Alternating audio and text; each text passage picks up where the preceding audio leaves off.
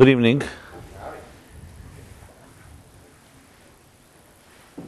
My name is Rabbi Jacobson. I welcome you all. Nice to meet you. Nice to meet new faces, and especially those online as well. And tonight we shall be speaking about does anybody care?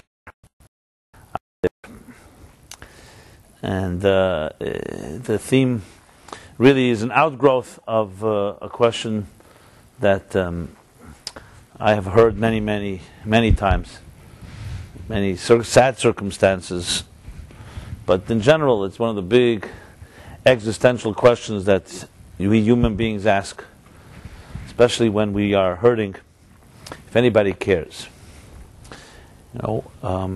Pain or suffering of any sort, whether it's physical, emotional, or psychological, has a side effect or a secondary problem, which is called loneliness, feeling all alone. That feeling all alone in your particular grief or misery or anxiety. And it's interesting when it comes to things like joy or happy occasions. For some reason, we invite people to our simchas, to our bar mitzvahs and bat mitzvahs and weddings and celebrations of all sorts and birthday parties. But when a person is in agony or misery, they usually don't invite anybody to a party. They don't invite anybody, period. It has that tendency to become a very lonely experience. And many reasons you can analyze, the reason for that being maybe that we feel that nobody can understand or nobody wants to be around someone who's in pain, whereas in joy, people want to celebrate with us. But regardless of the reason, the fact is, it also creates that sense of being abandoned, a sense of abandonment and a sense of not sensing or feeling that anybody really cares. Now, of course, if we have close and loved ones, people who truly love us, they usually care when we are hurting, even though one could argue that even that type of caring, ultimately, it's care because you empathize with someone that's close to you. But can someone really be there in your deepest abyss, in your deepest darkness? That's questionable. But the bigger question, of course, is also about God. And if God cares, and if He does care, why does He not leave us alone, so to speak, and not help? So there are many questions that come up when a person is hurting. And I thought that it's appropriate, especially as we shall soon see the theme of the chapter, the birth of Moses, as we shall see maybe the first man who really cared, or at least institutionalized the concept of caring, that the question, does anybody care about me, about you, about our individual predicament, about our collective human predicament? Millions of people as we speak suffering, some from hunger and from injustice and from abuse and from neglect, and others from emotional and psychological, as I mentioned, and personal challenges. And some people are in really difficult situations. And yes, we're benevolent people, and with empathy we help as much as we can. But from the perspective of the person who's in need, one of those big questions is, does anybody care? And even if somebody does care, how does it help us? And so on. So in a way, all the true great men and women of history were people who were not ashamed and not bashful and had the chutzpah, as they say, the nerve. Chutzpah is a better word than nerve, but the English translation of chutzpah, nerve, is people who are not afraid to cry out to the heavens themselves, or cry out, just run out in the streets or in nature to the sea and cry out and say, does anybody care? Does anybody out there care? Is there anybody out there altogether? And it's a very critical point because, as I said, many of us perhaps got used to a certain type of resignation or silent desperation, where we, quiet desperation, where we just accept our existential loneliness, that we're alone on this earth, and we have to just deal with our issues and be mature about it and either overlook stuff or get beyond it and so on. But if you're a truly sensitive soul, even to yourself and definitely to others, even to yourself and also to others, the question does constantly beg, do we care?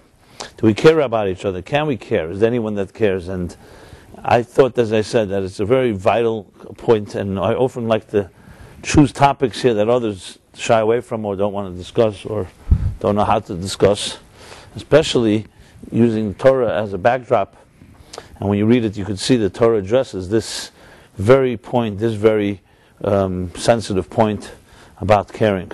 And does anybody care? So hopefully we can come away tonight with a deeper understanding, and not only understanding, but a deeper passion and compassion for life in general. Now, even someone whose everything is going well, if there's such a thing, but even if, let's say, life is going well and you humbly acknowledge your blessings, still this issue of caring matters, because then maybe you should be that person that should be caring about others. And every one of us needs care. Everyone needs to feel that that you're not alone, that there's someone that cares about what you do. And even, as I said, even good things, that's also a question. Is anybody watching when you do something good? And not that you're necessarily doing it for reward or for acknowledgement, but just the idea that what you're doing has some significance, and it's not just some like a breath in the air that has no impact. So there's a verse in this week's chapter, and let me just put it in context. This week's chapter is the beginning and opening of the book of Exodus, Shemot, which is the second book of the Torah. And this book has a particular theme. After the first book, which is sometimes called Sefer HaYoshar, the book of Genesis, Bereshis, Sefer HaYoshar, because it's the story about the patriarchs, starting from Adam and Eve, and all the founding so-called human beings who established a civilization. So after the end of the book of Genesis concludes with the story of Jacob and his sons and his family passing away. So this chapter begins with the Jews now have settled in Egypt. But as we read right at the opening of the chapter, a new king has risen. Some say it's an actual new king, or it's a new king who chose to be new, meaning that he forgot conveniently all the favors that Joseph and Jacob and others did for him. But whatever, regardless, this new king decides that the Jews are a threat to him. And here we begin the beginning of the famous story of the enslavement and the bondage of the Jewish people.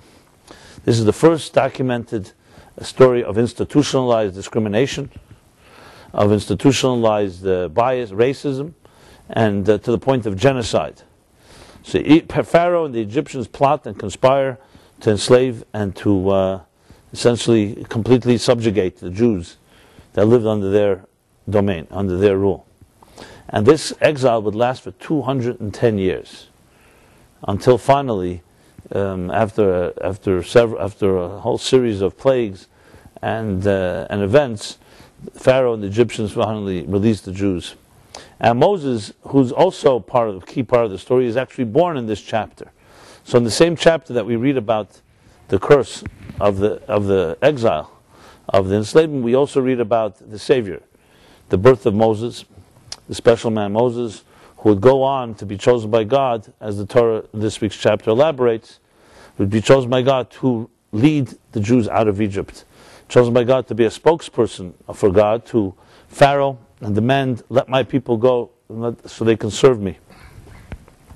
So that in a nutshell is the story, even though the most of the emphasis in this chapter is on the bondage, but there's also parts of it, of the dialogue between Moses and God.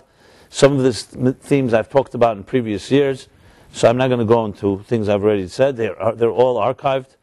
If you're interested, if you just go to our website, meaningfullife.com, there's right in the homepage you'll find a video section that takes you to an archive of the last several years of classes that we've been recording. So you can see last year's Shemot and 2 years ago, and I think 3 years ago as well. So I'll try to focus on is a theme I haven't addressed, or at least not elaborated on, and complementing previous discussions on this topic. So the chapter is full of ideas and full of different themes, as I said, and I'm going to focus on Moses, the one that God chooses to lead the Jews and save them. But there are many interesting phrases and many interesting expressions how Moses comes to finally accept this leadership, which he initially declines because he knew the responsibility and he was humble and he wasn't interested in the job. But God wanted someone who wasn't interested in the job. He wasn't looking for someone who was. because he wasn't looking for a political leader or someone who's going to get rich or powerful in the process. He wanted someone that was truly a sensitive soul, a true shepherd.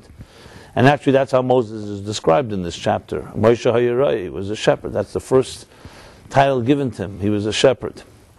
And a shepherd, as we know, is a gentle individual, someone who knows how to tend to a flock. And Moses knew how to be sensitive to a flock of sheep.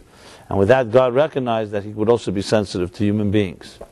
So we learn a lot about sensitivity in this chapter. And one of the early incidents, just to recap it, goes this. Okay, after Moses is born, so the way it's described, it goes like this. It says that when Yocheved, his mother, gave birth to the son, they looked at him and he saw he was good. Well, what does good mean? So Rashi, the commentaries, explain that good means that when he entered into this world, is the home filled up with light. Just looking for the exact. From the Talmud, Rashi cites what means they saw that he was good. Every child that's born looks good. They're healthy. They're good. But in this case, there was a particular aura and a particular light that Moses introduced when he came to the home. So they immediately knew you're dealing with a special soul.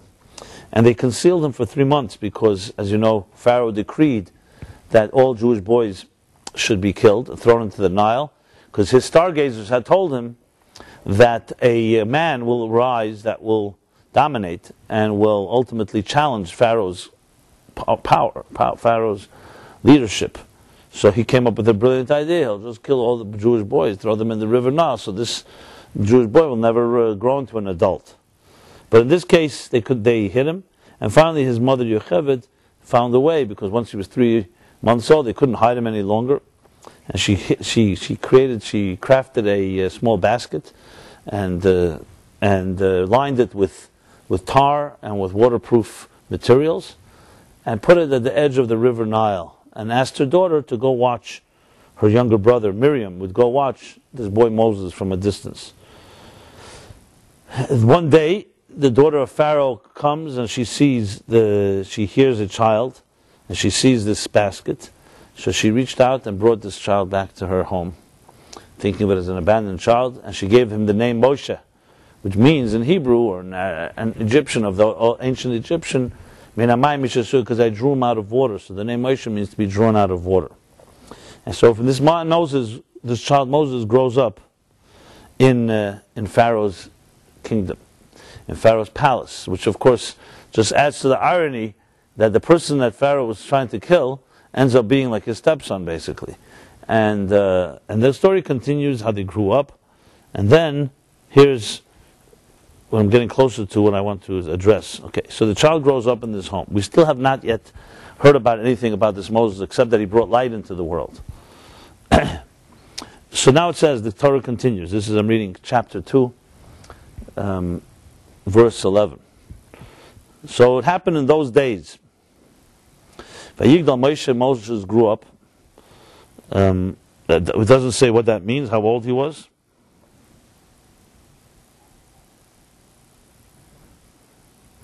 But he grew older, and this Moshe went out to see his brethren, who were suffering. He saw them, and he sees, the Torah says, he sees an Egyptian man striking, hitting, and killing a Jewish man, one of his brothers, one of Moses' brothers. Not literal brothers, it means obviously from his brethren, from his people. And then the verse continues and says, Vayifan koi v'koi. Moses looked around, here and there. He looked around. Vayarki einish, and he saw there was no man, there was no one around. So he went and attacked the Egyptian. He struck the Egyptian, killed him, and buried him in the sand. And then it says the next day he came around and he saw 2 Jews fighting. And he says to one of them, why are you being wicked? Why are you hitting your friend? Why are you hitting your friend? And they respond, who appointed you to be our authority to tell us what to do? Especially after you just killed the man yesterday. Because they had seen that he had killed him. And Moses heard that, he realized that he was exposed, and the next thing would be, it would be reported to Pharaoh, and he'd be in danger. And when Pharaoh heard about it, of course, he wanted to kill him. Moses, at that point, escapes and runs away. And that's when he ends up in the land of Midian, where he would meet, ultimately, his wife, Zipporah, the daughter of Yisro. And that's when Moses becomes a shepherd. And the story continues how Moses tends to the sheep, and then how finally God appears to him in the burning bush, etc., etc. They said, I will focus on this first time that Moses goes out of the king's palace and sees the world. And the first thing he does, he sees the injustice. He sees the injustice of a man being killed, a man being hurt. And Moses looks around, sees there's no one around, and in turn kills the Egyptian who was striking this Jew, who had killed this Jew. So the question that's asked is, why did Moses look around? So the obvious answer would be because he was making sure nobody's watching. Nobody's watching, so then he can do what he has to do. If people were watching, if there were guards or somebody that can inform on him, wouldn't it be it would be very dangerous. That's what some answer.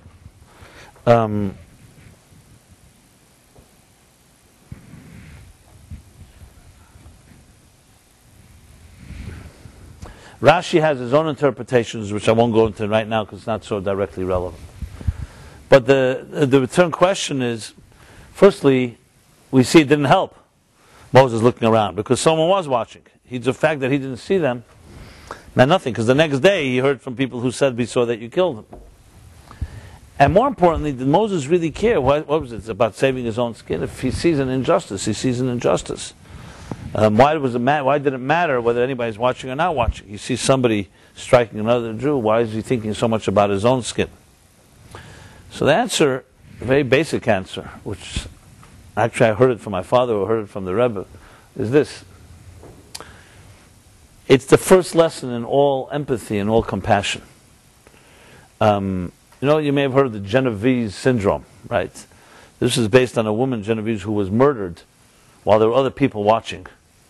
I think it was in the 60s or in the 70s, right? And it became a very big scandal because people were watching how a woman was being struck and hit and killed, and they did nothing. Whether out of fear, whether out of being paralyzed, whether out of indifference. And statistics show that when a crime is being perpetrated, many people who walk by will ignore it. Not everybody, but many. I'm sure nobody in this room. And there's always good excuses. Maybe the person has a weapon, why get involved? But let's be honest, often it's because you think about yourself, you're not thinking about someone else. How many of us, if you heard a cry outside in the middle of the night at the window, and then you looked out and saw someone being mugged, what would you do? So some would call police. Many would call the police. Some don't. The question is, would anyone go out and do something? And of course, again, the excuse is, can I do anything? Maybe there's a guy with a weapon. He'll hurt me as well. But everybody can look into their own hearts and know where it's coming from without all the excuses. So the first thing is this. What Moses was doing was, he wasn't looking around to see whether he's in danger or not. He was looking around to see if anybody cares. There are thousands and thousands of people. And someone is being hurt. Does anybody care? And that if you read the verse, it fits perfectly in. It says, Vayifan koi v'koi. He looked here and there, Moses. Vayar ki einish. He said, there's no person, there's no one that cares. There's no person out there that's doing anything. So this is where you see the first sign of a true leader, of a true sensitive soul. So he did what it had to do. Obviously, if others were doing, he could also participate. But what bothered him most was that no one else cared. And he did not wait to be the second or to the third. He saw no one cares. He acted. That's called a proactive individual. Unfortunately, most people are conformists. And most people do go along with the flow and rarely take the first step, especially if in a dangerous situation. And that's what the Torah documents forever and ever. That you look around, you see there's no one else doing anything. What do? Do you say, hey, if no one else is doing, then you have a good excuse not to do anything either, because you're just part of the whole crowd. You're not worse than everyone. Or Do you say, no, I will act? So you have here the first declaration of a care and concern. And as I said earlier, this would be the first of many. Just a few verses later, when Moses is described for the first time, it says in Moshe Hayaroya that Moses was a Roya Eschain, he was a shepherd. And it's interesting, you'd think that always the first description of somebody tells you a lot about that person. Like, for example, in the beginning of the Torah in Genesis, when it describes the human being. So if someone asked you to describe a human being, how would you describe it? A general human being, not a particular individual. If a Martian met you somewhere and said, describe to me what a human being is like. So we all have our ways of describing intelligence, an intelligent creature, an emotional creature, some would say a corrupt creature. I mean, there are all kinds of different nice titles. It's interesting the Torah doesn't use any of the ones that most of us would use. The Torah's description of a human being is Tselem Elokim, that the human being was created in the divine image. So however you interpret it, and it's definitely cryptic, divine image, that a person is a piece of God. You know, how many people would begin the first thing and say human being is a piece of God? So that's the Torah's description of a human being. And then later we get into the more details and how cruel people can be or other aspects of human personality. When you talk about, for example, in case of Moshe, the first description we have, Moshe he was a shepherd. So the Medrash catches the nuance and focuses on it and says the same thing you find with another leader, King David. His first description is also not king, but David Hayaraya. King David was also a shepherd. And the Medrash explains in this week's chapter that God tests his leaders with sheep. And both David and earlier Moses, their first leadership role was not with humans, it was with sheep. Moses did not lead the people yet. And how does he test them with sheep? And the Talmud says, the Midrash says, with Moses the story goes, he had a flock of sheep of Yisrael that he was tending to. The thousands of sheep. One sheep ran away, thirsty, ran to some brook of water, and Moses sensed and recognized there's a sheep missing in the big flock. So he went and searching for the sheep and finally found it, sipping some water from a brook, and with all full empathy, Moses put the sheep on his shoulder and carried it back to the flock. And the Medrash concludes, when God saw that, he said, if that's how this man treats sheep, even one sheep, I can trust him with how he'll treat my people. Remember, there's thousands of sheep, nobody's watching, so one sheep disappeared. He could even say, how could he put the other sheep at risk and run after this one sheep? I mean, you can make all kinds of arguments, and it's only sheep. And even knowing, how do you even know that one sheep is missing from a flock of so many? And yet, that sensitivity was there with no one watching and not like some type of traumatic experience, traumatic event. So that's what God said. And similarly with David, it says how he fed the sheep, how he was sensitive to their different needs, different sheep with different type of food and sustenance. So the Torah therefore describes a Moshe Hayreya. You want to know what a leader is like? See him as a shepherd. And interestingly, Moshe is always called Raya Neman, the faithful shepherd. Shepherd becomes the name for actually a person who leads a flock also of human beings. Shepherd. You know, we don't call it a cowboy. We don't call it someone who's rounding up cattle. Sheep are docile and very delicate creatures. And a shepherd has that the implication of a sensitive leader. Shepherd. Abraham, Isaac, and Jacob were also shepherds. But this is the focus on Moses and Moshe. And that's the truth, is how he lived his life. Later throughout his leadership, you see time and again his sensitivity on that level. Just an example. When the Jews did the worst crime of all, they built the golden calf, and Moses wasn't even with them. He was up in the mountain. So he could have easily absolved himself and said, look, God said to him, why don't you go find another nation and start anew? You weren't there with them. And Moshe did not do that. Moses did not do that. Instead, he tells God in no uncertain terms, if you do something to them, erase my name from this book. And he broke the tablets. What could be worse than that? He took the Torah itself. You know, by us, when you read a Torah, and God forbid a Torah scroll falls on the ground, it's considered a very tragic event. People fast. They see it as a bad omen. When Torah scrolls were burning in synagogues by anti-Semites, people went in to save these. And here Moses deliberately goes, and not just the Torah scroll. We're talking about the tablets themselves. It's even greater than any Torah scroll. Torah scrolls are written by man. The tablets were given by God, inscribed by God, stones from God. I mean, everything was divine.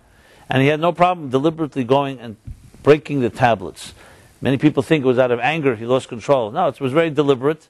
As Rashi brings, it was tearing the contract. He wanted to save the Jews. So he said to God, look, I didn't deliver the contract yet. Yes, they committed verbally to you that they shall not build false gods, but they didn't sign the contract. They didn't receive the tablets yet.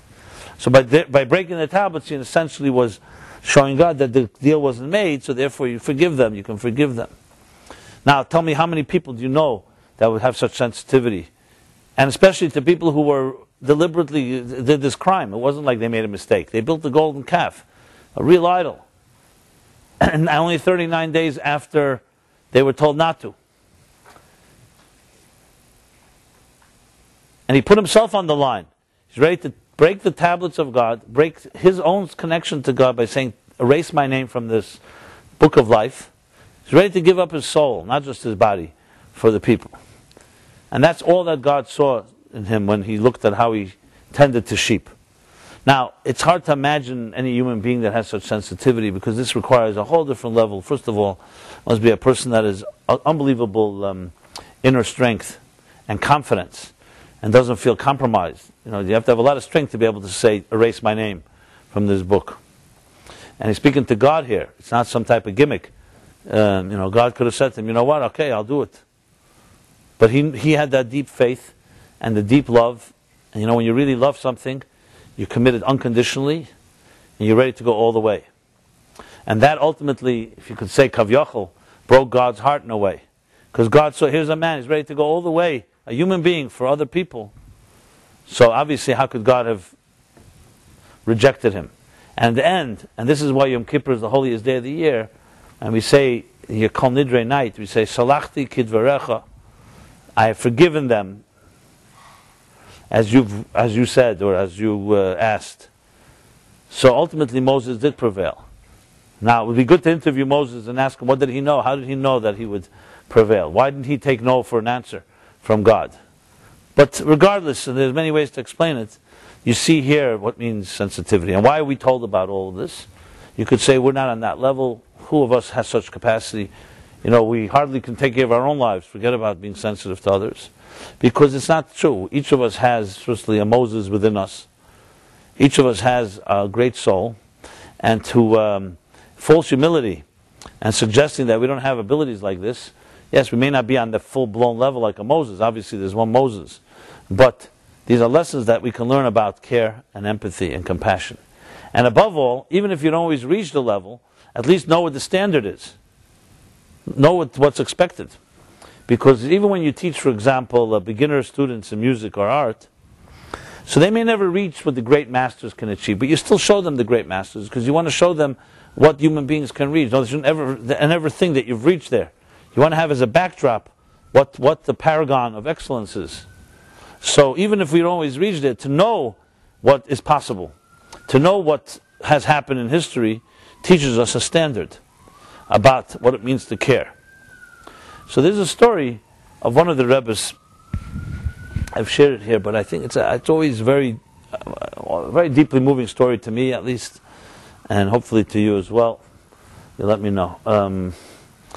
And that is there was this Rebbe who I think I told the story a few weeks ago, but I'll share it again in this context.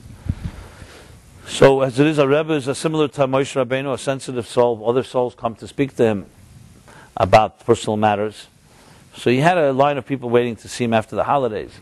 And he gave each one of their advice. People would come for personal advice, for blessings, for different needs that individuals had. And there was one particular individual came in after he left the room.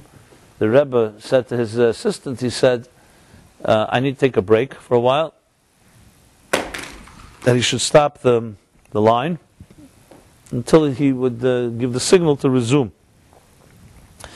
Anyway, so they thought it would be a few minutes, but it wasn't a few minutes, it wasn't a few hours, it was a few days. And it was really unlike the Rebbe to do that because there are many people waiting, and he was obviously cognizant of that. But the only thing the assistant was able to hear, that there was sobbing, and there were tears coming from inside the room of the Rebbe. Clearly he was really troubled by something.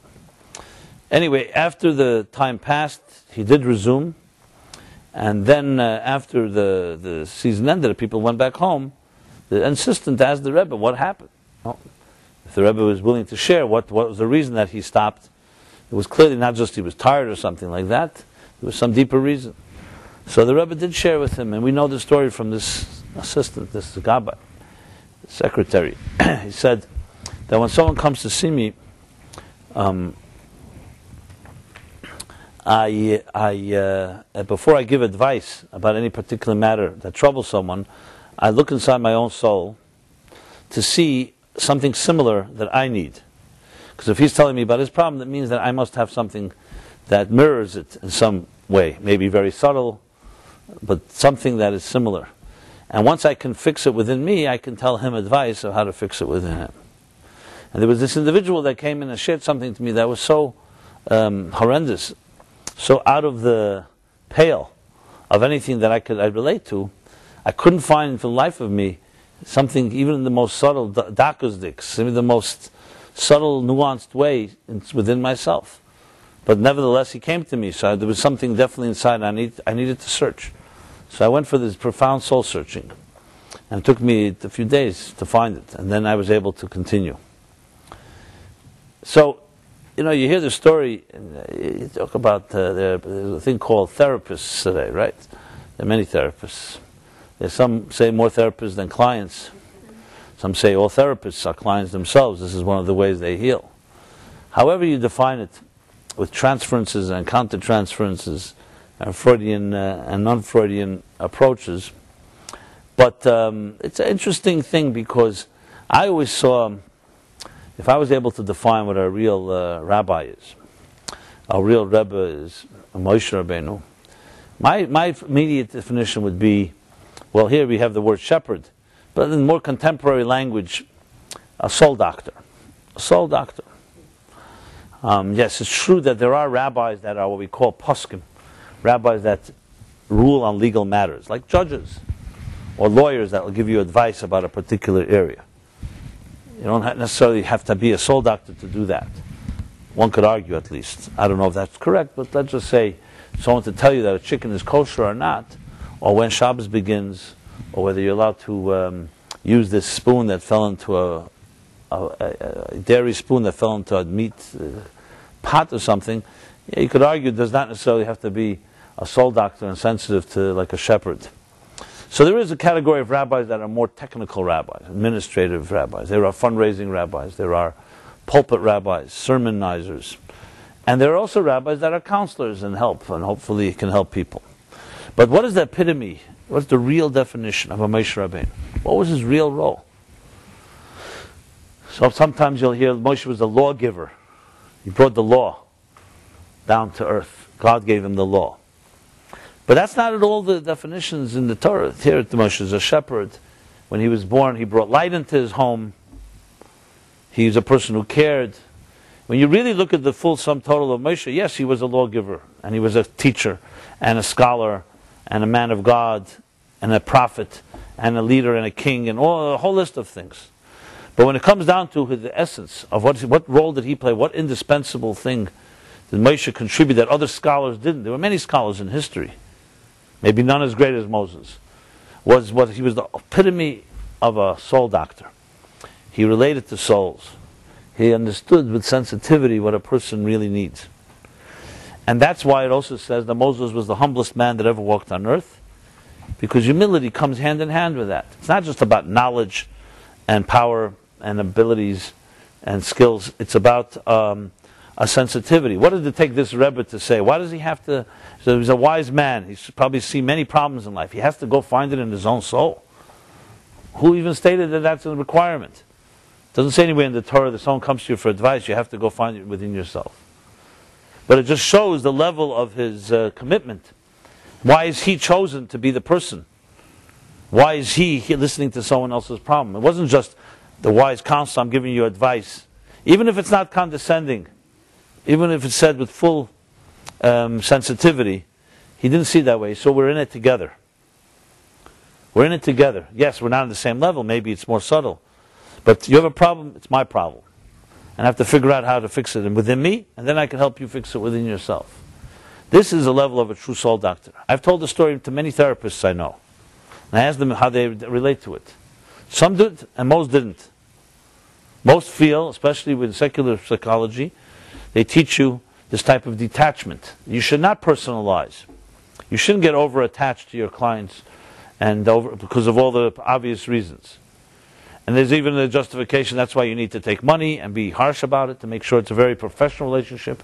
It's not something about, to know you can go to sleep without thinking about that person's problems.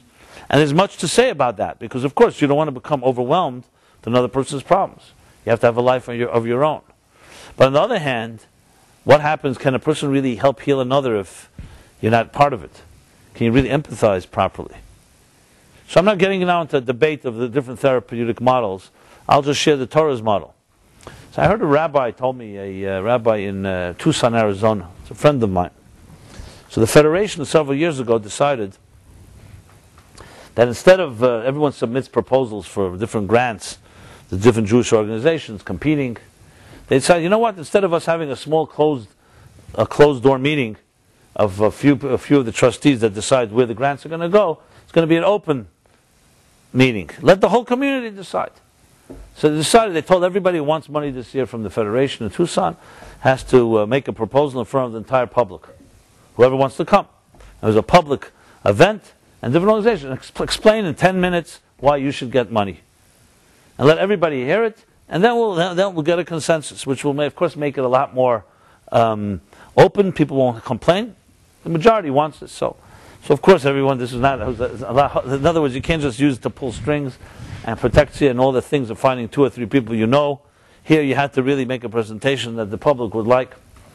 So this particular rabbi, told me that what he said was, he didn't even speak for 10 minutes. He did it in 3 minutes with a story. He said, there are rabbis and there are rabbis. And he said like this, that for example, when you go, God forbid, into surgery, so before you choose a doctor, a surgeon, you do a lot of research. You make sure you get good references, referrals, from peers, from other doctors. You want to make sure this doctor is really the best. Good reputation, and all the elements are necessary in this particular surgery. Why is it, he asked, when you take a plane, you don't do research on getting the best pilot? It's also, you're up in the air, it's a very vulnerable situation. There are better pilots than others. Why is it that when it comes to surgery, you do a lot of research? When it comes to a pilot, nobody even asks? And the answer he gave was very simple.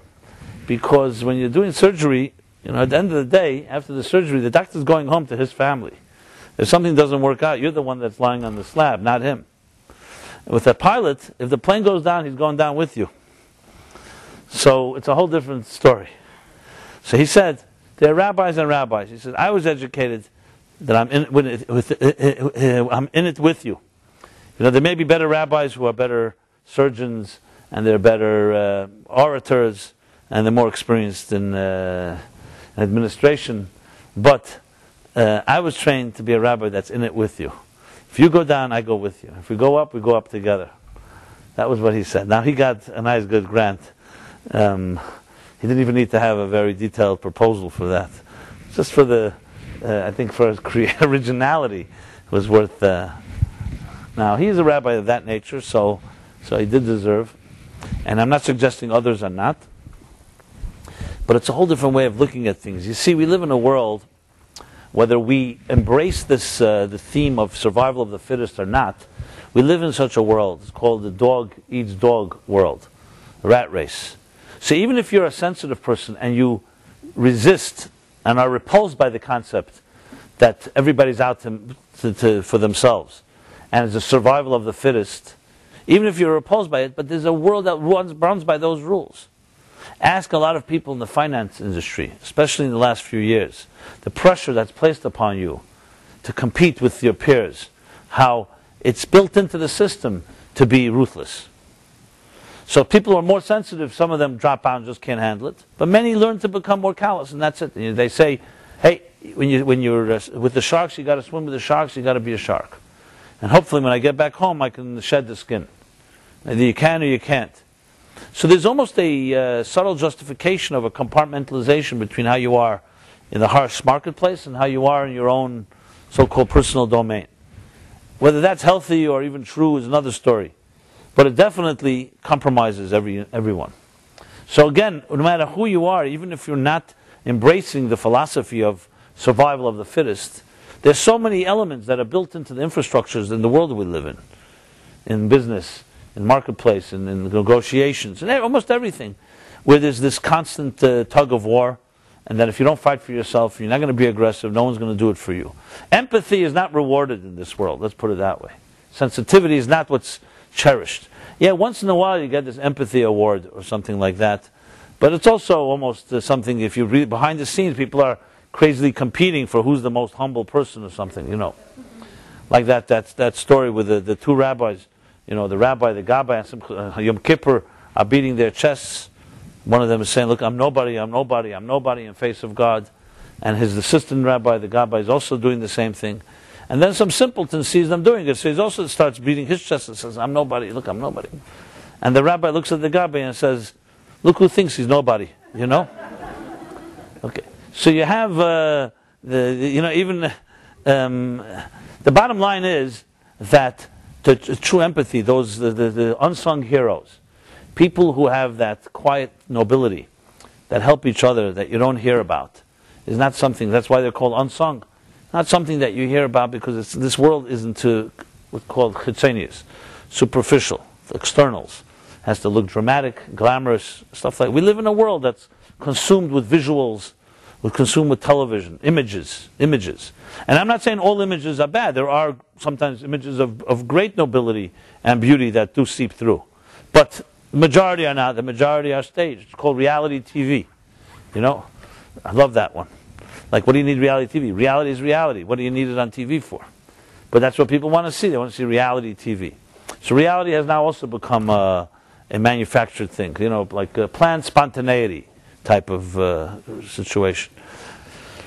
So when you talk about this whole method, you're talking that if you want a real refreshing contrast, is you read a story about Moses, a man that looked around and nobody cared, and he did something about it.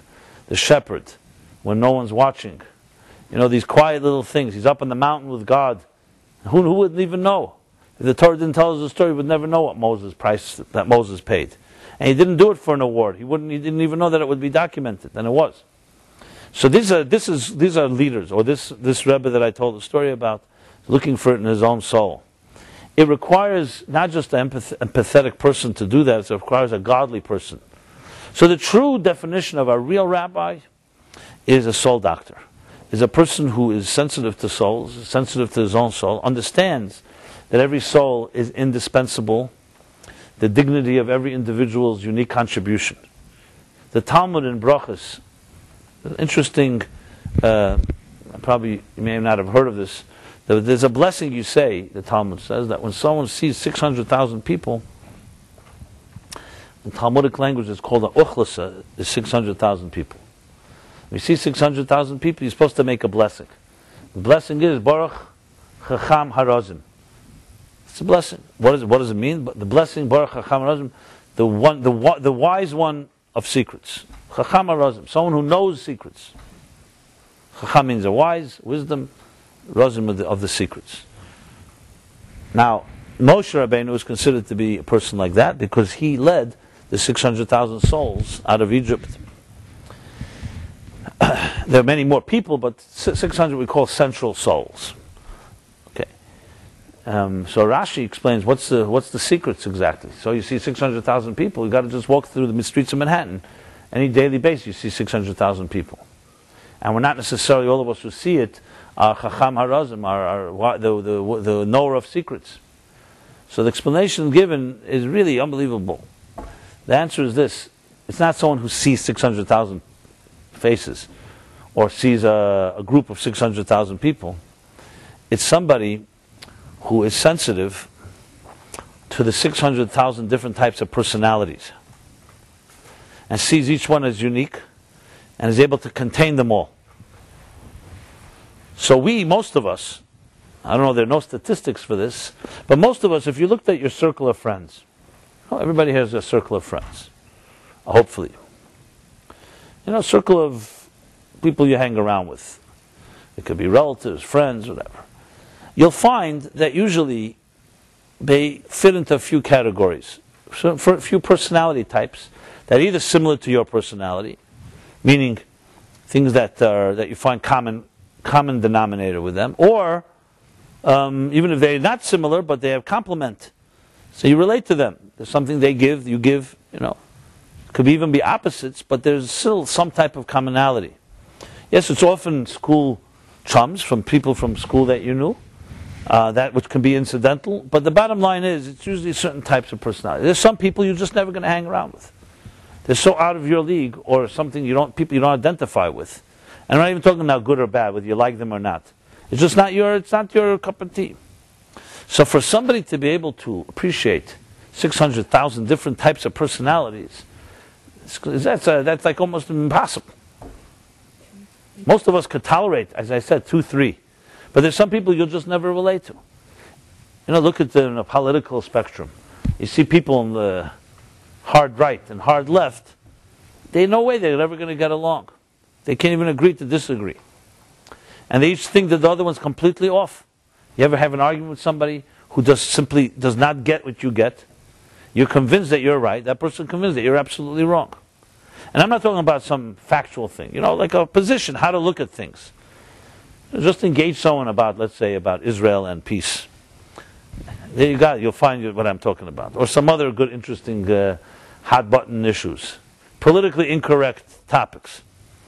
And you can see what it's about. There are people who hated President Bush like worse than Hitler. I'm serious. I don't know, not that they met Hitler, but in their minds. And there are others that like Bush. And these two just can't get along. And the ones that are one category just don't get the other. I remember Reagan was also in that category a long time ago. And there are others, sometimes ago, there are people who hate President Obama in that fashion. So,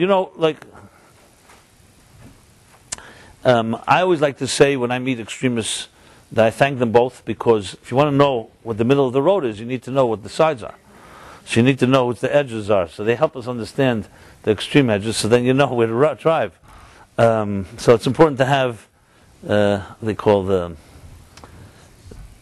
sides of the road, what are they called? The shoulders, right, there you go. Yeah. So the point I'm trying to make is that for somebody to have that sensitivity to all types of individuals, to understand that everybody has something unique to contribute, means that they've gotten their ego out of the way. They've gotten themselves out of the way. Because what's the problem? Why can't you really relate to another person who you think is completely wrong? Because you think that you're right and it's about you. Or it's about you're so confident in your knowledge. Now Moses was a confident man. It's not like he didn't have positions. But he recognized that God created millions and millions of people, and everyone has their unique element to them. And even if you disagree with somebody, that doesn't mean that you're not sensitive to them. Maybe if you really care, you help educate them. And I don't mean that in a condescending way, in a nice way. Inspiring way. Let's say someone you deeply love. You deeply love and you think they're misinformed. If you really care about them, so some people say, I care so much about them, I'll kill them until they believe what I believe, or I'll beat them up with that. But if you really care, you find ways that they can hear it. And there are many ways to do it. Unfortunately, it's not an art that has been mastered by many. Same thing with children. Sometimes our children may make mistakes. If you're a really loving parent, so you could take one approach is, I love the child, I don't care what he does, and that's it. You forgive them and you let them do whatever they want. The other extreme is the ultra-disciplinarian that beats up a child I don't mean necessarily physically, but I mean to say disciplines to the point where you can even break a child's spirit. The real healthy and third and most difficult approach is, how do you find a way to tell the child you did something wrong without ever invalidating or demoralizing the child's spirit? That means that the child should understand that you're saying it out of love. I care about you so much. So it's like a disappointment, so to speak. That's not so easy to do, to be able to distinguish between a person's actions and the person. Most of us easily attack the person, even though we really mean to attack their actions or their choices. To be able to distinguish and tell a person and let the person really know that you are always sacred in my heart. But doesn't mean everything you do I have to agree with. See, this takes a little more effort. It takes more thinking about it. Even in ourselves, when we beat up ourselves, distinguishing between what you've done and who you are. You see, that's why when I mentioned earlier in Genesis, a human being is fundamentally the image of God. The Torah says, and the Torah allows for capital punishment, that even a criminal who murdered somebody and is hung for that, which isn't a common occurrence in the Torah, mind you, but just stating that, is not allowed to remain hanging overnight. You know why? Because it's the divine image that's hanging. So you could think it's a criminal. He destroyed his divine image. He defiled it. No. There's something every human being has, even a person of that level. So there's something about a human being that is absolutely divine and remains so no matter what they do. That doesn't mean that's not a justification. You have criminals in prison that also have a divine image. They just haven't lived up to it.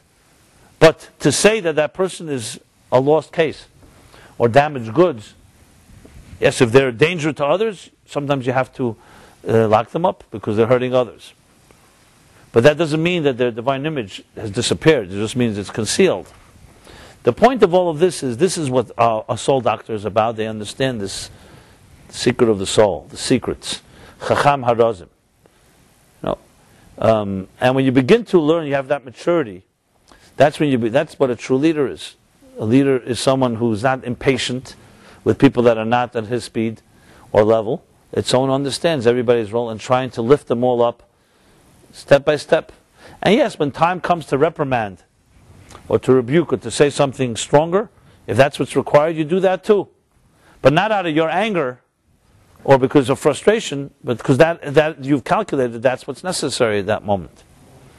So the idea of caring, does anybody care?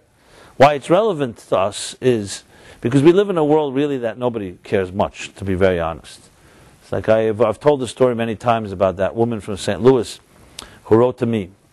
I had spoken at a JCC in St. Louis, and she wrote to me that she didn't want to approach me at the time, but she felt uncomfortable. This is what she wants to share with me, and I'll never forget the letter, even though it's quite a few years ago.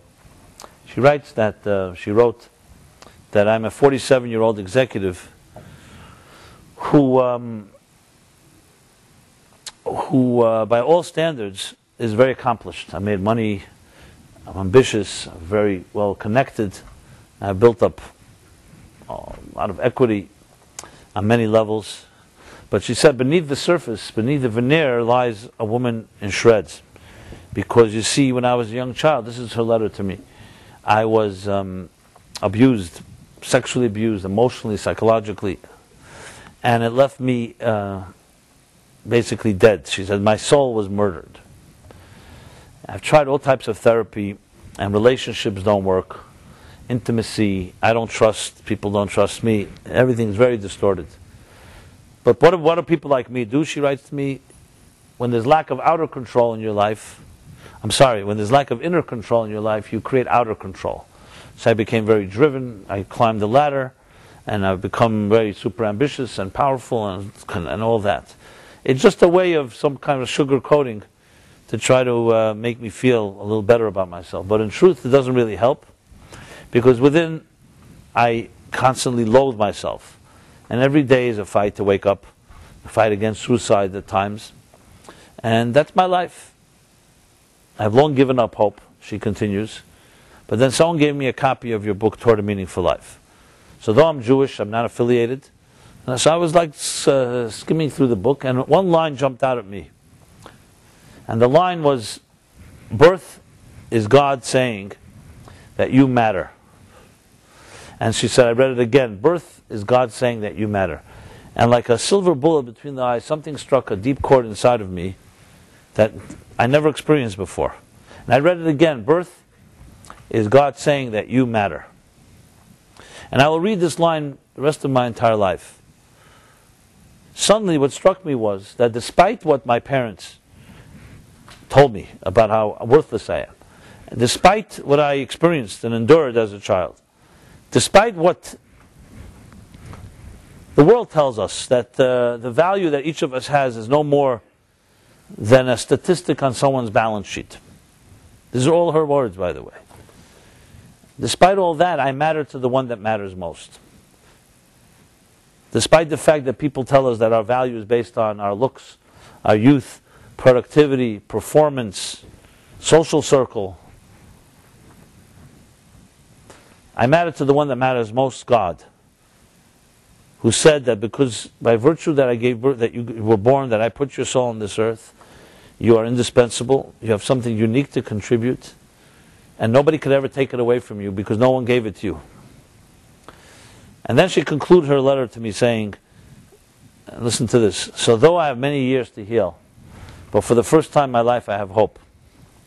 And when my work, the work cut out for me that I need to do, is to create bypass surgery, to bypass the arteries that were infected by this abuse that I endured, and reconnect to that pure and innocent moment at birth when God said, you're my child, you're indispensable, and you matter forever. And then finally she writes, so thank you for giving me back my life. This is a letter I received years ago. You can imagine that when I finished reading it, I was on shreds myself. I was in tears, and I was like stunned. First of all, I never met this person. She's sharing a sacred confidence like that. Obviously, I wrote back to her, offering my friendship or whatever I can do. I asked her permission to tell the story. Till this day, I'm still in contact with her, and she gave me permission. I've told the story, I don't know, maybe tens of thousands of people have heard it, maybe more. I've written it up as well, and I always she told me to tell the people when I tell the story that they shouldn't contact her. Even though many have asked me because they have similar stories or they care or whatever it may be. But that's, so she's still healing, and a very special person. I mean, you could just see from how articulate she is.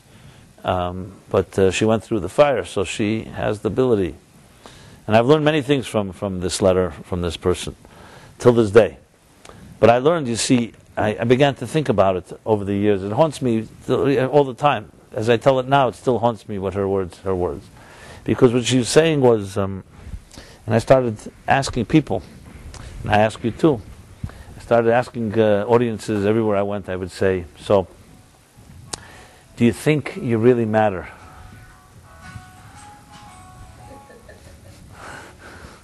It sounds like elevator music, Stephen. Can't you choose something a little more like elegant? Anyway, the timing isn't so good. I'm in the middle of a very personal story here, so.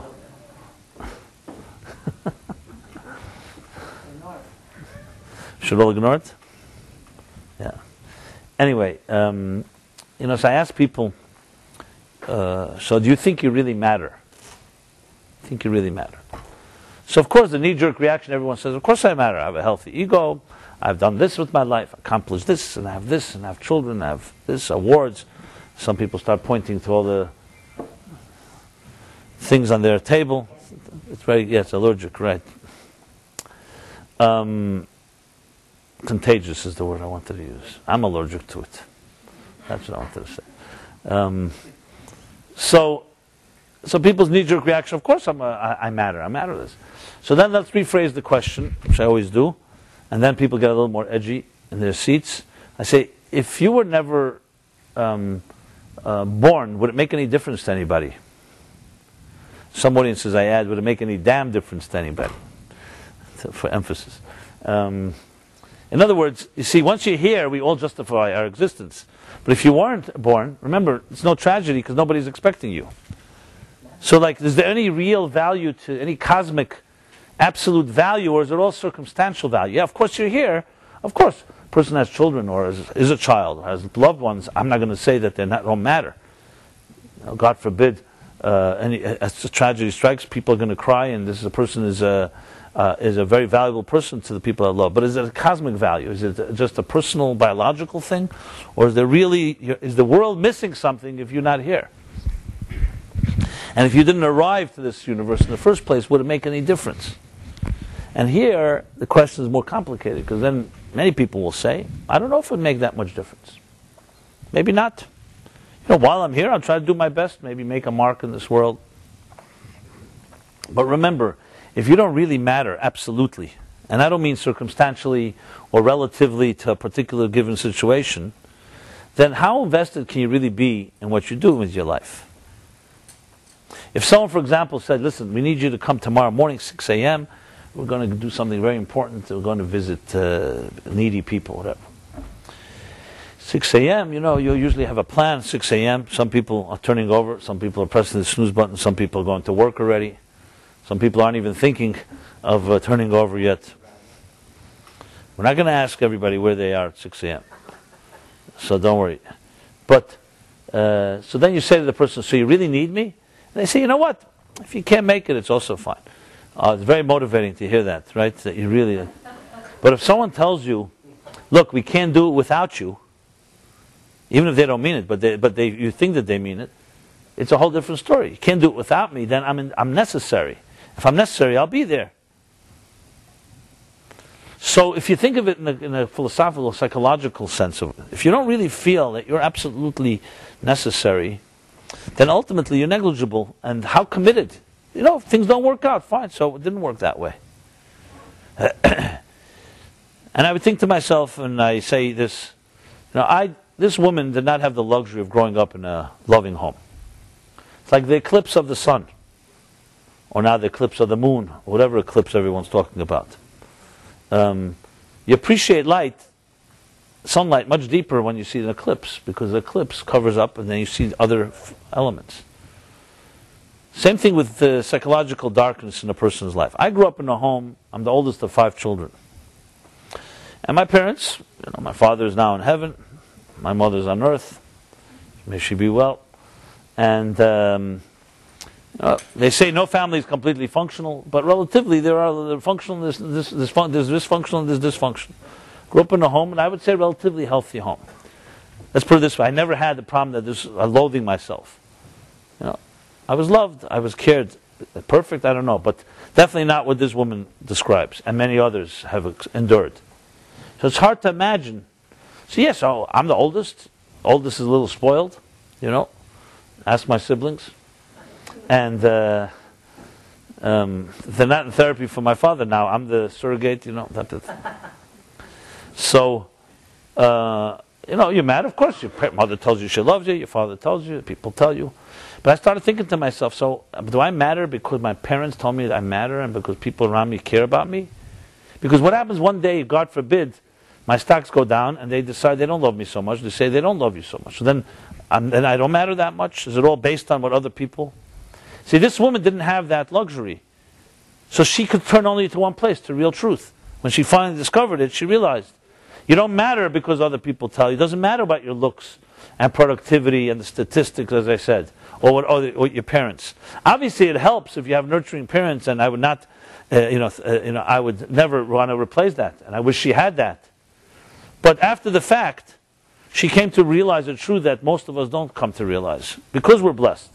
And that is, you don't matter because of what people tell you, or what you're performing, or what compliments you get. You matter fundamentally because God put you on this earth, and that makes you indispensable. Nobody can ever change that, period. It doesn't go up and down with your productivity and performance and buying power and so on. Your self-worth is not defined by your net worth or by other physical or material measuring sticks. So in that context, the lesson that she taught me and can teach us all is tremendous. Now obviously if you also have nurturing parents and you come to discover, then of course that's the best of both worlds. Because parents can screw it up and they can take away you feeling that type of value. And she still struggles. But the truth of it, in a way, like I said, the eclipse discovered a depth that, and I thanked her many times for this. Again, I wish for her that she didn't have to teach anyone this. But what you see from this, you talk about caring. That's the profundity of someone caring. When Moshe Rabbeinu cared and he looked around here and there and saw no one around and he did something, it's not just on a simple level, a person who cares, takes an, proactive, helps somebody. It's about ultimately the dignity of a human being. When someone is crying and you don't know how to cry for them because you're busy with yourself, or because you're frightened, or whatever it may be, there's some fundamental what's the word I want to use? Defilement of the dignity of the divine image of that person. And when you knock yourself, it's the same thing. Obviously, it's good to have discretion and be accountable and try to correct and always be a better person, but never ever at the expense of this of annihilating the divine personality and the God that put you on this earth, because then you're defiling God. You're a piece of God. That's the bottom line, and that has indispensable value. Now the question is only one thing and one thing only: how far have you wandered from that? You wandered, so get back on course and repair your ways, so to speak. But precisely not because you're a bad person, it's precisely because you're a great person that has wandered away from your own self. You've betrayed yourself. Think of it's a whole different approach to discipline, to love, and generally what really matters. That is what we need to know. So the fact that there was a Moshe Rabbeinu in his generation, and in every generation, that's ultimately what cares. So someone says, does God care? Yeah, if you're here on earth, God cares. He wouldn't have put you here if He didn't care. The fact that you're in particular pain or suffering, you don't feel God is there for you, so pray. Maybe you have to find out, where's God? Maybe you've closed your eyes and are unable to see. And you have all the right to demand God's presence. But don't ever think the vote of confidence in your existence is not there, or else you wouldn't be here. This is fundamental, basic ABC of Jewish thinking. So someone who may be sitting in the most difficult situation and say, why am I here on earth and have to suffer like this? You may not have an answer. But don't ever defile your existence on this earth just because you don't understand why you're here. Of course we don't understand. I deal with people who have to go through families that have Alzheimer's, God forbid, or other type of diseases, unspeakable ones, that it doesn't make any sense. Why would God want to keep someone here in such a situation? Some people say it's easier, death would be easier. So I'm not suggesting, I'm not even going to claim to suggest I have even an answer for these things. I don't know God's plans, and we have no idea. And it may be a very difficult challenge. But the worst thing of worst would be if you begin to say that I'm worthless and that I don't belong here. No. Just because you don't have an answer, that does not mean that you don't have the dignity of the divine presence of your being. And the soul is always intact, even though you don't see it. When you see, and I know a woman, I know more than one mother, but especially one I'm referring to, whose child was diagnosed with autism at a young age, right when he was born. And severe autism at that. And doctors immediately gave all the statistics to the mother. Our advice is give away the child to a particular home, and we'll take care of him. And because as much as you love him, we'll never be able to have that interaction. For all the reasons that an autistic child cannot interact socially and so on. That doesn't mean the child doesn't have much beauty Well, this particular mother just did not accept that. And all the doctors thought she was crazy and just obsessed, her child, and so therefore she's insane. They had compassion for her. Now this son is today in his mid-20s. And he still has autism. The end of the story is not like there was a miracle and autism went away. But the connection between his mother and him is something that no doctor can explain. Because you see, this mother would not give up. Her view was that my son here has a soul, and I'm going to connect to that soul. She fundamentally believed in the soul of her child, in her own soul, obviously. And my soul will connect to that soul. The fact that the channels after the soul, so the outer layers, let's put it this way, are not fully functional, didn't disturb her. I mean, it disturbed her, obviously. But I mean to say it didn't stop her from trying to reach. And I know some of the doctors involved, And some of them clearly say, there's no question, they don't even call it a miracle. They said, someone believes in the soul on that level, I completely envy. I don't believe in that soul. That's why I couldn't tell her that. So it was interesting to me, because it confirmed something that I had read. It was a letter that the Rebbe had written to a social worker that specialized in special children. And it was a very fascinating letter that said basically that when you're working with special children, don't think that the word special children is just a euphemism, a cute line, not to insult. You're not going to call them handicapped or what do we call them, challenged, or etc. And so we call special children, it's like a politically correct line. And the Rebbe said like this, that every soul is special. A soul that is deprived of certain things will be given other special strengths elsewhere. And that's period. And a person working with children like that must know that the soul has special qualities. The fact that it doesn't come across or it doesn't express itself in the so-called the conventional way, that's part of the mysteries. We don't understand why. But to suggest that the soul is less divine is absolutely, what the word you used, sacrilegious was not the word. That's absolutely like desecration, heresy. And the second thing he wrote was that anyone working with such children, if they don't believe in that, they don't connect to that or relate to that concept, should not work with a child. That's a special child. If you don't relate to that element of the soul, you don't belong there. You're not just there to damage control. That's what got to me, that line, that confidence. So if you want to work with such children, better have that type of connection. Now, again, this does not answer all the mysteries and all the pain. And I remember my own sister when she had a Down syndrome child a few years ago. So, of course, there were many tears shed by her and her husband. But I saw that contrast to other people who cannot get over the shame. Some even give away their child. Some can't handle it. And I'm not here to criticize anybody. Everybody's got their strengths. But I saw my sister and brother-in-law embrace this child. They named her Bracha, which means a blessing. And it was not to be cute. They really fundamentally believe it. And I see it. And when it comes to our simcha, our family, and all the people that find it awkward or uncomfortable, they make sure to put this bracha right in their lap and say, what do you think about my beautiful bracha? You see people squirm and they don't know what to say, Should they say, I'm sorry? Or say, when people are uncomfortable with themselves in this area, they get very, very weird. Like they start saying, what do you start saying? Oh, well, we can't wait to dance at her wedding. Or they say, I'm sorry, I'm sure it'll work out all right. Best obviously is to say nothing. But you see people, I remember the day my father passed away. And the first day we came back from the funeral, and I remember it very vividly. We came home to sit Shiva. The first day is, of course, most traumatic, and not many people come to visit because it's very overwhelming, etc. But around, I would say, 18 to 20 young guys came to see us. And they were all people who lost their father at a pretty young age. And I remember the way they were able to look in our eyes, of me and my family, I saw right away. It's like people who went through the fire. They see it, and they don't have to say anything. It's very consoling, and also very strong. So no one should ever go through any of what I'm describing. It's not at all what I'm trying to get at.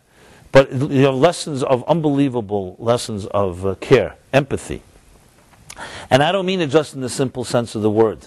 So the fact that 6 million Jews could go to their deaths, and many of them said Shema Yisrael, and some sung Ani Mamin, and said Kaddish. And you think, what kind of insanity? God forsake them more than anybody. People who, for no other reason except their faith, were murdered. And not just murdered, in the most inhumane ways, barbaric ways. They make your blood boil to no end. And you hear the stories. And they went with dignity like that. Because they understood that there's nothing, you can never take away from them their divine image. Maybe their bodies, but never their souls. And they would not go down feeling that type of demoralization. And that's in the worst possible circumstances. Like the story they tell, I don't know if it's true or not, but this guy, this particular barbaric Nazi who was about to shoot a Jew, and the Jew asked if he could say something. So he said yes, and he started praying to God. to a God that cared, so to speak. And the Nat says, what are you doing? He says, I'm thanking God. You're thanking God, you dirty Jew, look at you. You're wretched. What are you thanking God for putting you in such a situation? She says, I'm thanking God that He did not create me like you. That's what they say. So, yeah, it's funny, but it's tragic. So who lived on? Well, Abraham's great-grandchildren are sitting here, in this room and on earth, and the great-grandchildren of those Nazis are probably ashamed and not going to expose themselves so fast. But definitely generations from now are not going to have much to talk about. So what you have is something that lives on, that's indispensable. I discussed it last week more at length, the immortality element. What I'm discussing here is about the care. So when we read in the Torah in this week's chapter how Moses was a shepherd, or how Moses cared, it's not just to tell us what happened in Egypt almost 3,500 years ago. And nice story, history, and there was a great Moses. It's to tell us about today. We are cared for. And the fact that we don't feel it at times, that's something we have to work at. Something we have to work on. Never allow your blindness or your weakness or your lack of confidence to ever suggest that something isn't true just because you don't see it. Because then you are undermining and destroying the only possibility that's left. And that's what I find very often. People stop believing in themselves. They stop believing in possibilities, in hope. And really what you're doing is you're cutting yourself off from what you're capable of. And that's why it's so vital to know that, yes, you are cared for. The first sign of it is you exist. If you're sitting here in this room, or wherever you may be, and you're breathing, and you don't have to struggle for every breath, it's not an accident. Somebody chose you to be here, and that you have something indispensable to contribute. Don't ever minimize that. Just because it happens that so many of us are in that situation, we take for granted these miracles. Like the Baal Shem Tov says, the difference between a miracle and a natural occurrence is only frequency. If the sun were to rise once in a lifetime, everyone would come rushing out. Wow, look at this wonder. When you go to a hospital and you see someone struggling to breathe, you suddenly realize what it takes to breathe. So the fact that we walk around on earth and with blessings and gifts of just being alive, it's very easy to take for granted. You know, it's how many breaths do you take a day? I don't even know how many times we breathe in and out. Hundreds of thousands? We'll leave it for the circuit committee to figure it out. Doesn't matter the number. But it accumulates day after day, week after week. So it's not about just taking for granted our blessings. It's recognizing that you are here for a purpose. Except we are very distracted, you know. There are a lot of cable stations, a lot of internet, a lot of marketing going on, trying to sell us anything. And as I said earlier, we live in a world that is constantly, in a way, undermining what truly matters, why you truly matter. Look, every ad you read, every ad you see, many of them maybe sell good products, but they have one basic message, that if you don't buy this, you're not complete. And if you do, this is how you will find, whatever, nirvana. This is how you'll find this type of food, this type of automobile, this perfume, this cigarette, or whatever it may be. Travel here, buy that, buy this. All that, even if they are, now I'm talking about unhealthy things, they're basically, the message is that without it, you're not complete. Now, some of those things perhaps enhance our lives, some don't. But the point is that you never hear a message. When's the last time someone's going to put an ad, a full-page ad somewhere that say, birth is God saying you matter, without a phone number, and without an email address or a website to visit? Because that message is not something that makes anybody money. But your mere existence, walking on this earth, is that message. That's the best advertisement. So let's start from that. That just the fact that mere fact that you exist is, as that woman from St. Louis wrote, is that you matter. That someone cares about you, put you here, and are you living up to why you were placed on this earth? Your calling. The thing you take most for granted. Yeah. And how much time do we spend on the ornaments of so-called the things we think, the superficial things we think make us valuable? And how little time do we spend on the mere fact that you exist and your purpose? So there's great responsibility to know when somebody cares. You know, in a way, it's like remember someone in this class told me, he was a funny guy, and he says to me, you know something? Before I started coming to this class, I was a much happier person. He started making me feel very guilty and miserable, because now I think like I have some responsibility. I have something to contribute to this world. Till now, I thought nobody cared. And he didn't just mean me. He meant to say that there's some higher purpose. So, so he decided to take a break and not come back for a while. And when he finally did come back, I said, I want to thank this individual, because he gave me the greatest compliment. I made him feel miserable. What means miserable? He felt he was all right. He was off the hook. He doesn't have to do anything. So it's not so simple if you find out that you're cared for, that somebody cares about you and wants you to accomplish something and put you here for that purpose. And then there are those hidden gems around the world, like that Rebbe that I mentioned, maybe not all on the level of Moses, but on smaller levels that do care, that are soul doctors. They don't probably go by that name, and they're usually not rabbis today, unfortunately. People who can identify and relate in that way, when they see your problem is their problem, and they see a certain symbiotic relationship between us all, that I can't be complete unless you are, and vice versa. These are real soul people who understand that the soul is the driving force of life, and the rest is one big distraction. But the challenge is, how do you break through in a material world where there's so much narcissism, selfishness, insecurity, everybody fighting for their own little turf? How do you break through and bring such sensitivity into the picture? So here we go back to Moses, the words, these immortal words. You can't wait for others. As simple as that. You look around and you don't see anyone else. You just have to do it without waiting. If you're waiting for somebody else to make a move, it doesn't usually happen. So it takes strength, and it takes courage, and it takes faith, humility. But we have it within us. And those of us that make that move, it changes everything. Like Robert Frost wrote that he saw the road diverged in the wood. And one road was the one most people traveled on. And he says, I took the one less traveled on. And that has made all the difference.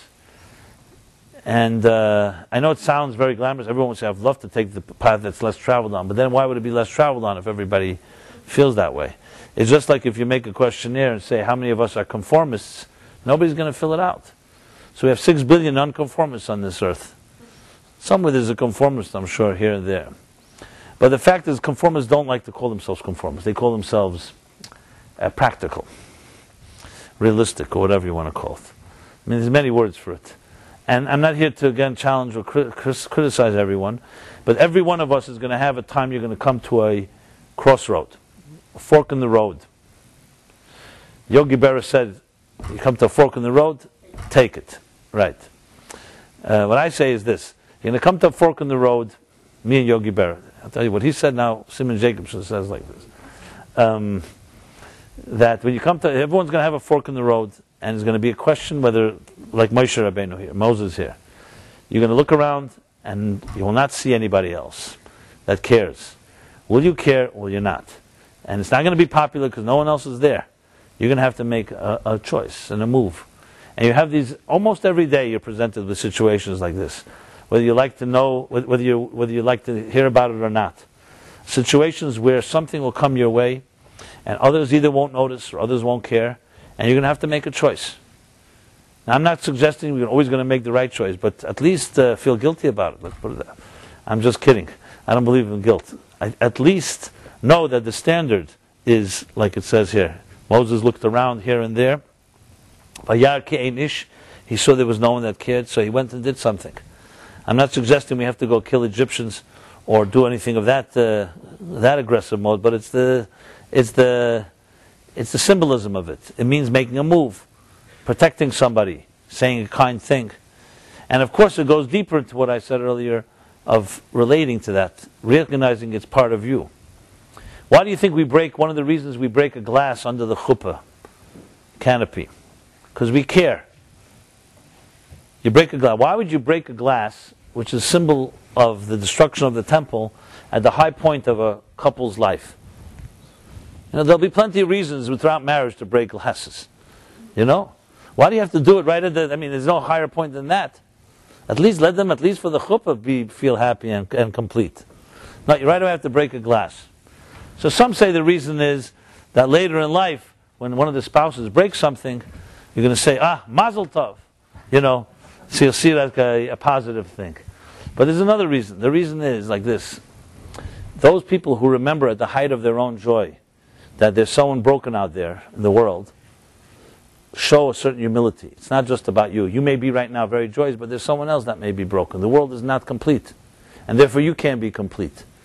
It's not to dampen the wedding or the joy. It's a sensitivity. It's a humility.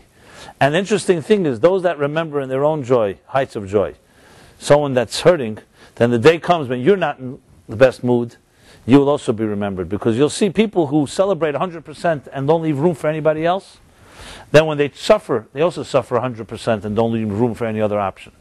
Those that have the ability to leave an opening at height of their own joy for something that's not someone that's broken, so when they have a break in their lives, there's an opening for another experience.